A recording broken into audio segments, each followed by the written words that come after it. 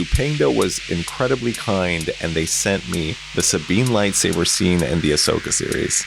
It came with the blade, it came with the beautiful hilt, comes with the manual, shows you how to connect the lightsaber to your phone, which is a totally new experience for me. Comes with the Allen wrench, and it comes with the extra parts, a micro SD adapter as well. Standard blade length, and if you have big hands like me, you'll love this hilt.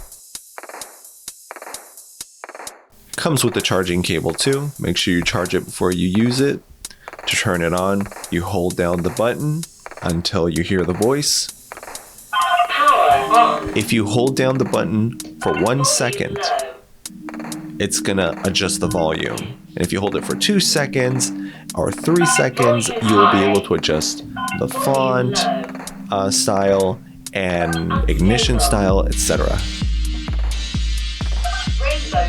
Sounds great. Really durable. You can find this lightsaber at lightsabershop.com and use code JohnnyBG to get a 10% discount. Here's a little demo for you guys.